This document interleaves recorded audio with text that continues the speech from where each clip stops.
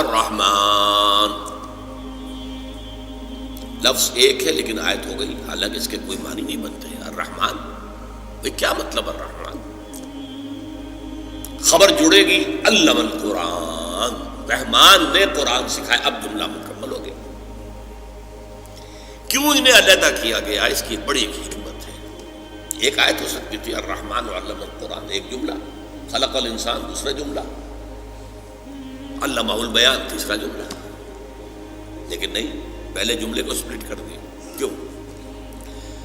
چار چوٹی کی چیزوں کا ذکر ہے اس میں، یہ خاص مقام ہے، اس پر اللہ نے مجھے خاص انشراح عطا فرمایا۔ یہ باتیں آپ کو کسی تفسیر میں نہیں مل سکتی، یہ اللہ کی دین ہے، اس کی عطا ہے، اس کا فضل ہے، اس کا کرم ہے۔ ذالک فضل اللہ یؤتیہ من یشاء۔ اللہ کے ناموں میں سب سے زیادہ حسین اور محبوب نام الرحمن، یہ عام تصور کے خلاف ہے۔ ہمارے ہاں اہل تصوف نے اس کو عام کیا ہے کہ اللہ کا اسم ذات اللہ ہے، اور قرآن میں بھی اللہ کا استعمال زیادہ ہوا ہے۔ اس کی وجہ کیا ہے؟ کہ یہ نام عربوں میں پہلے سے موجود تھا۔ ظاہر بات ہے گفتگو کسی سے کرنی ہو تو آپ کے اور اس کے درمیان کمیونیکیشن کسی کامن ایشو سے ہی شروع ہو سکتی ہے نا۔ اللہم دعا مانگتے تھے وہ بھی اللہ سے، لبیک اللہم لبیک لبیک لا شریک لک لبیک الا شریکا تملکہ وما ملک۔ لبیک تلبیہ تو ان کا بھی یہی تھا، لبیک اللہم لبیک، میں حاضر ہوں اللہ، میں حاضر ہوں اللہ، میں حاضر ہوں، تیرا کوئی شریک نہیں سوائے اس شریک کے کہ جو اختیار اسے حاصل ہے وہ بھی تیرا ہی اختیار ہے۔ بہرحال اللہ ان کے ہاں ہمیشہ سے معروف تھا، اس لیے گفتگو اللہ کے نام سے، لیکن قرآن نے زیادہ انٹروڈیوس کیا الرحمن کو۔ سورۃ الفرقان کی آیت ہے، جب ان سے کہا جاتا ہے رحمان کو سجدہ کرو، قالوا من الرحمن، تو کہتے ہیں یہ رحمان کون ہے، ہم نہیں جانتے ہیں، یہ الفاظ موجود، حالانکہ لفظ موجود تھا رحمان ان کے۔ حضرت ابو بکر بیٹا دور جاہلیت کی پیداوار ہے، عبد الرحمن ابن ابی بکر، لیکن پھر بھی وہ اسے اس معنی میں نہیں لیتے تھے، اللہ کو۔ قرآن نے اسے نمایا کہ کیوں کیا، اب اس کو سمجھیے۔ دیکھیے اللہ نے ہمیں پیدا کیا، کوئی ہماری غرض تھی اس میں، ہم نے چاہا تھا کہ ہمیں پیدا کیا جائے۔ اللہ ہمیں رزق دیتا ہے، اپنے مقصد سے دیتا ہے، ہمیں زندہ رکھنا ہے اس نے امتحان کے لیے، امتحان لینا ہے نا، تو زندہ رہیں گے تو امتحان دیں گے۔ ہمیں جس کی احتیاج ہے، جس کی احتیاج ہے، جس کی احتیاج، وہ رحمت ہے، اور یہ رحمت کا مادہ وہ ہے جس سے اللہ کے دو نام بنے، الرحمن الرحیم، الرحمن الرحیم، بسم اللہ الرحمن الرحیم۔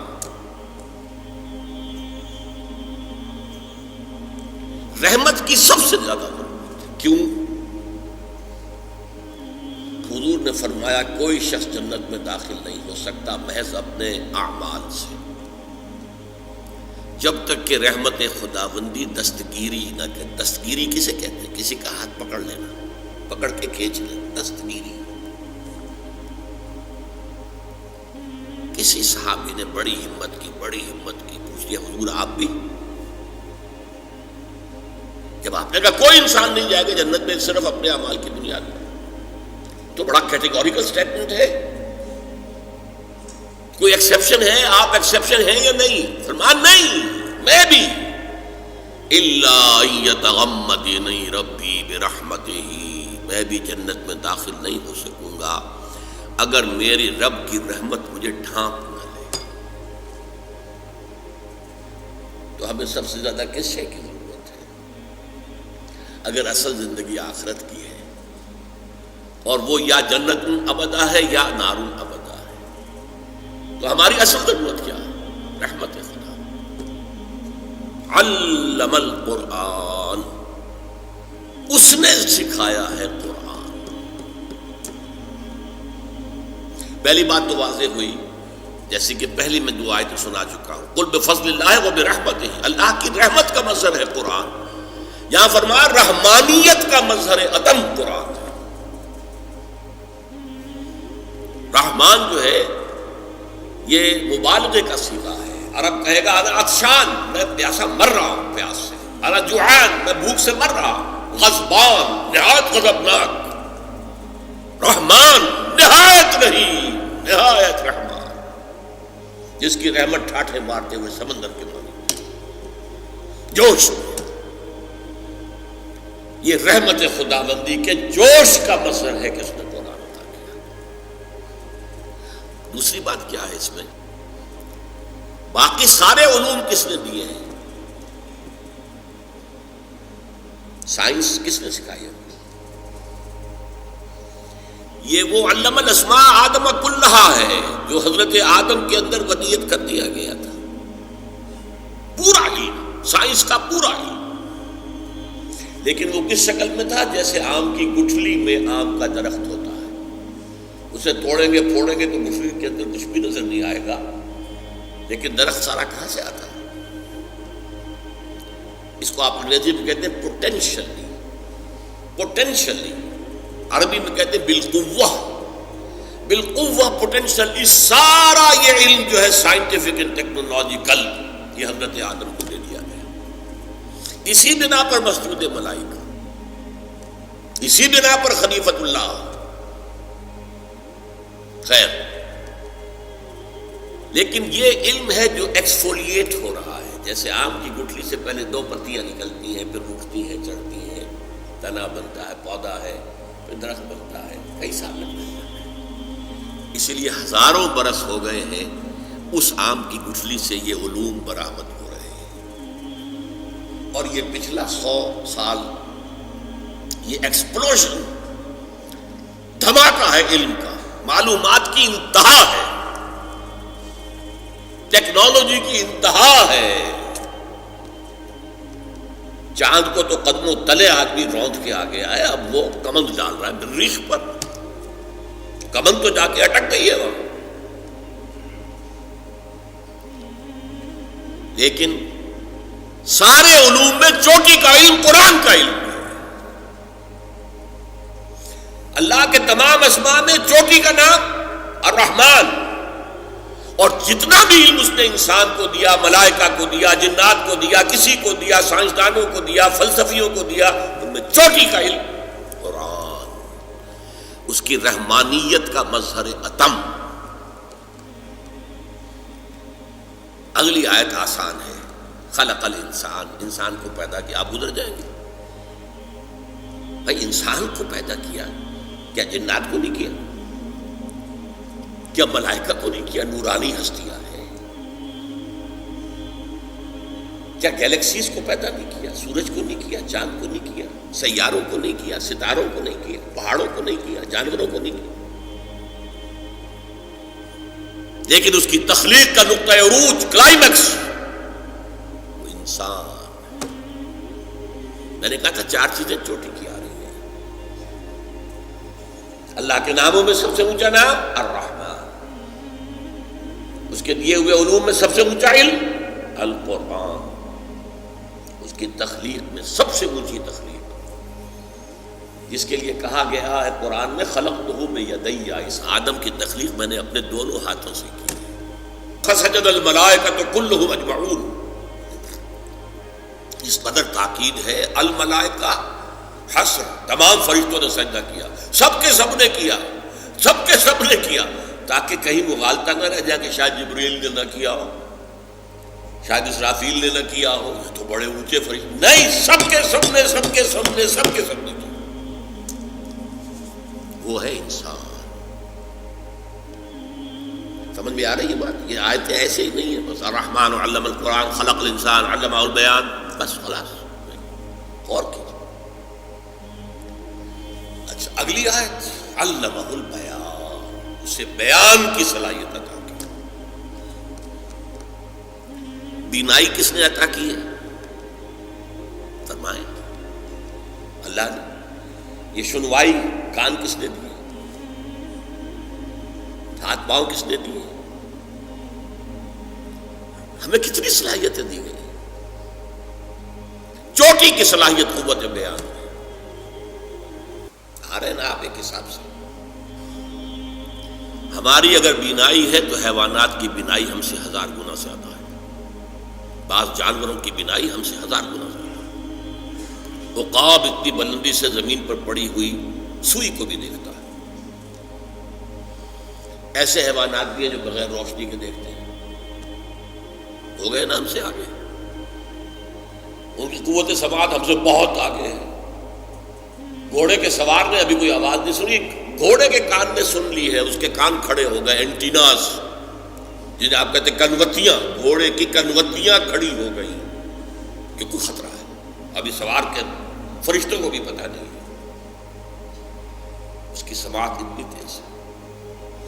سونگنے کی صلاحیت کتے میں جتنی ہے، بکری میں جتنی ہے، ہمارے پاس تو 1000واں حصہ بھی نہیں. وہ سونگتے پتہ چلا لیتے یہ میرے کھانے کی چیز ہے، یہ نہیں ہے. شامہ.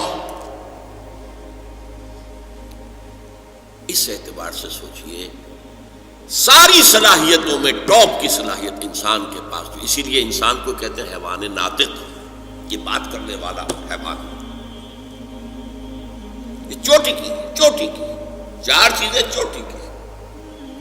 اللہ کے ناموں میں سب سے اونچا نام رحمان. جو علم اس نے دیے ان کو سب سے اونچا علم قرآن. جو بھی مخلوقات اس نے پیدا کی ان میں چوٹی کی مخلوق انسان، اور انسان کو جو بھی صلاحیتیں دی ہیں ان میں چوٹی کی صلاحیت بیان. اور اس کو میں سائنٹیفکلی بھی بتا دیتا ہوں آپ کو، صرف ڈاکٹرز اس کو صحیح طور سے سمجھ سکتے ہیں، بلکہ ان کے علم میں ہے. ہمارا جو یہ سینٹرل نروس سسٹم ہے، اسپائنل کارڈ ہے، برین ہے، برین میں جو سب سے اوپر کا حصہ ہائیسٹ، جو پیلے سے زرد رنگ کا جو مادہ ہے، اس میں ایریاز مقرر ہیں. مثلا اس کے پچھلے حصے میں آنکھ جو کچھ دیکھتی ہے، آنکھ کے اندر تو ایک کیمرہ لگا ہوا ہے صرف، اور کیا ہے، کیمرے پر پکچر آئی، یہاں سے وہ اب میسج جا رہے ہیں، الیکٹرانک میسیجز. یہاں ہے وہ ایریا اس گرے میٹر کے اندر جو اسے انٹرپریٹ کرتا ہے یہ کیا چیز ہے جو آنکھ نے دیکھی ہے.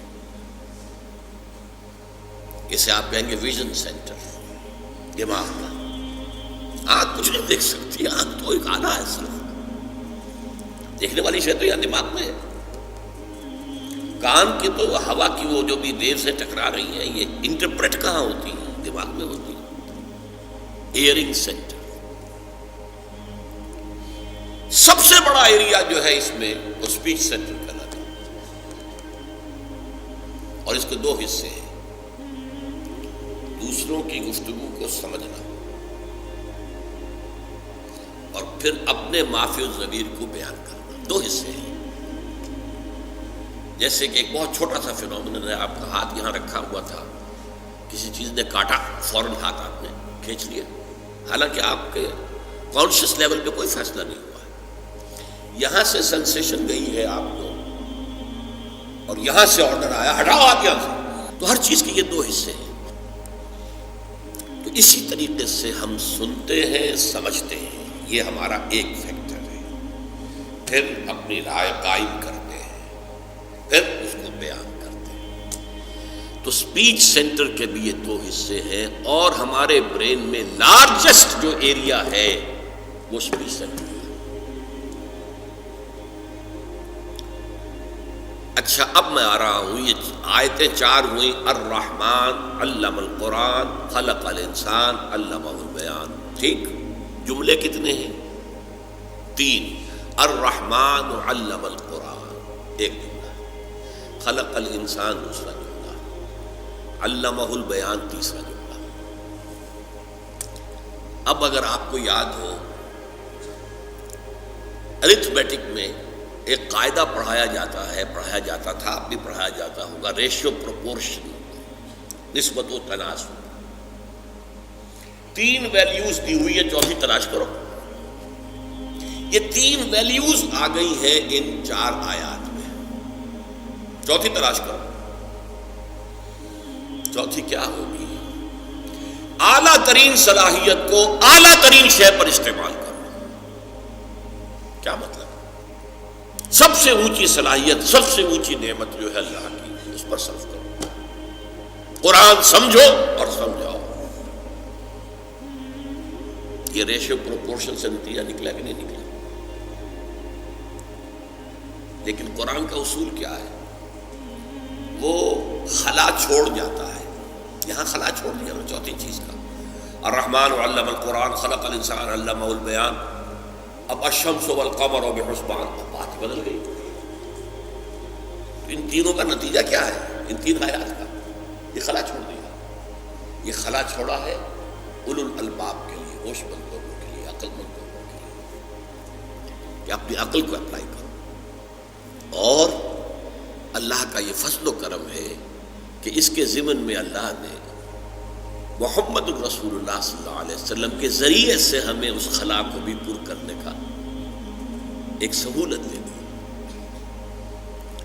اب دیکھیے، میں نے حدیث سنائی تھی، الرحمن علم القرآن خلق الانسان علمہ البیان، عن عثمان ابن عفان خیرکم من تعلم القرآن وعلمہ. تم میں سے بہترین لوگ وہ ہیں جو قرآن سیکھے اور سکھائے. یہ اس کا نتیجہ ہو گیا.